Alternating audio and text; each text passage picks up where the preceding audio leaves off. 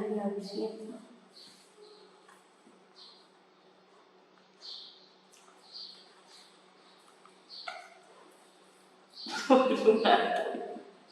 Mở một cái ba liếng nào kẹo mày chứ anh đang sống đen luôn à làm cào Luca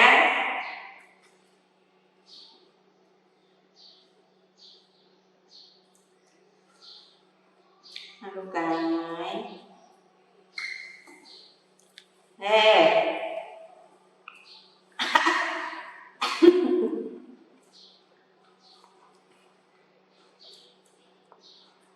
nó làm xíu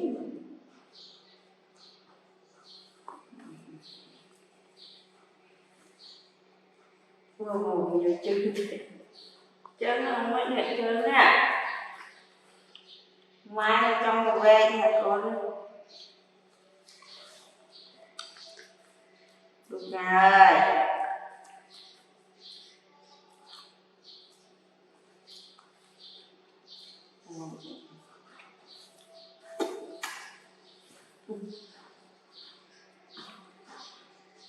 ơi chào bạn lên đi nào lên xe bay mặc mơ hơn không có chào kì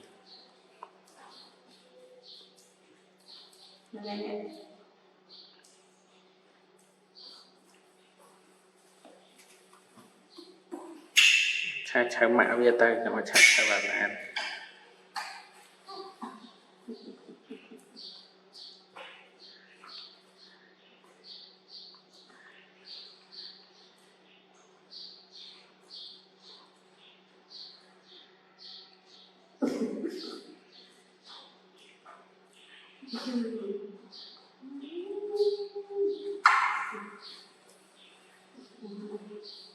này mày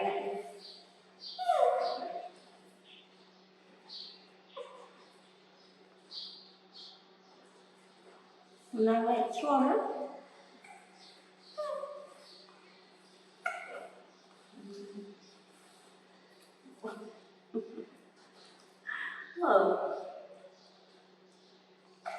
sao mình tự đọc được sao mình tự đọc maybe no meal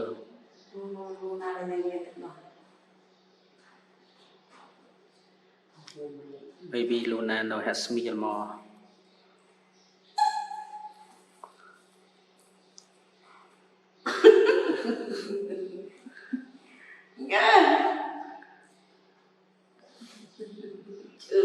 chơi người chơi con tay maybe no meal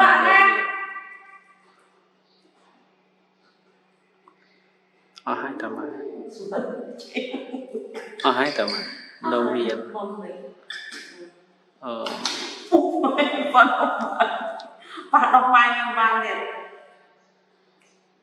maybe Luna no has meal enough for him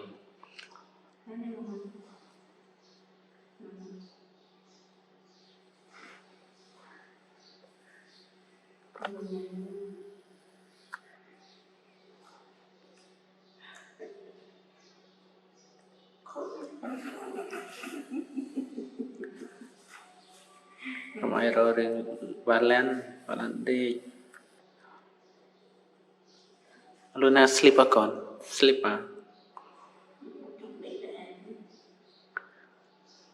Luna sleep on wait đây nha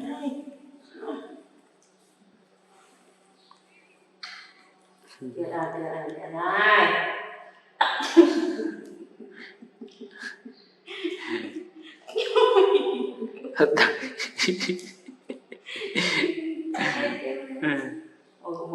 tia vậy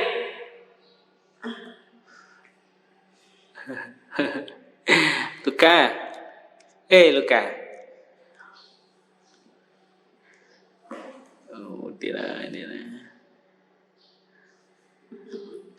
tia nhảy cái con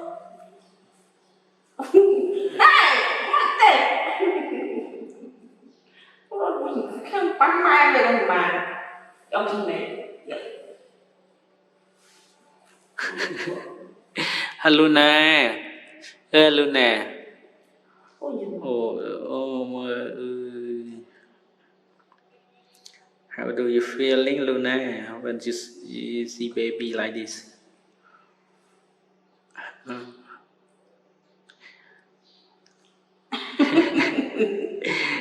Ôi. Thôi, Này với nhau. Nó về đây. vậy đã cho lại.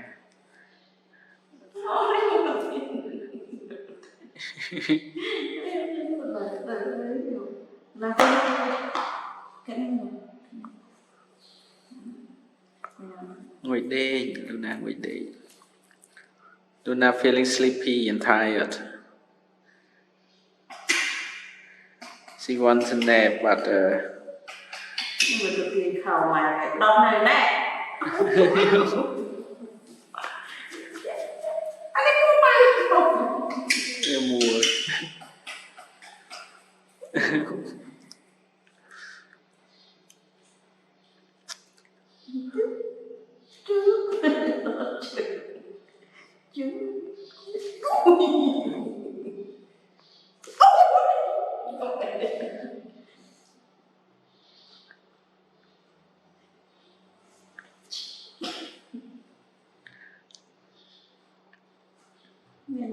Bật nhiều những chuyện tận khi mà mình khẩn.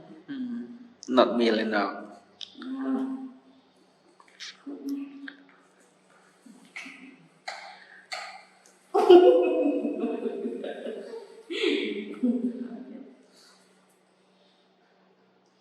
Từ Nam bằng cô rồi.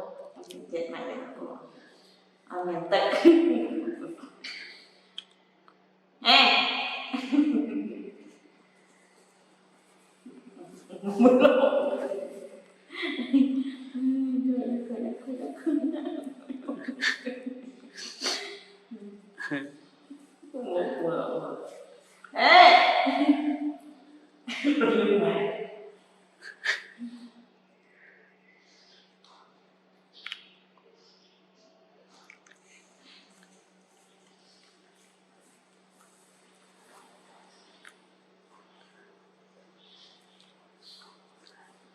Luca, you are too big.